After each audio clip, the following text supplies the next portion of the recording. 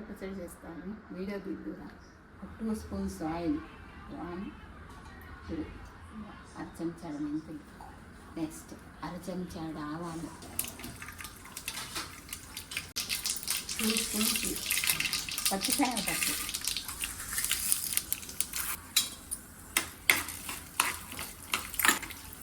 ఇదే స్పూన్ తోటి 1 స్పూన్ మినపప్పు. మంచి ఫ్లేవర్ వచ్చే వరకు వేయించుకొని కొద్దిగా ఇంగువ ఇందులో వేసుకోవాలి. 4 ఎండుమిరపకాయలు, 2 పచ్చిమిరపకాయలు మంచి స్మెల్ వచ్చేదాకా వేయించుకొని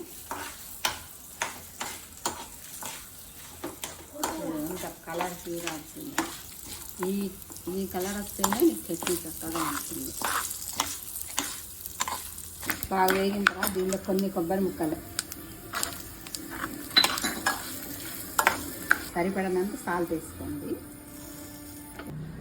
1/2 చెంచా చింతపండు బాగా నానబెట్టుకొని వేసుకోవాలి. 5 మినిట్స్ చల్లారాలి. ఇవి చల్లారాయి. ఫస్ట్ మనం ఏమంటే కొబ్బరి ముక్కలు మాత్రమే, పచ్చిమిరపకాయలు కొబ్బరి ముక్కలు మాత్రమే కొద్దిగా నీళ్ళు వేసుకోవాలి, ఎక్కువ వేసుకోకూడదు.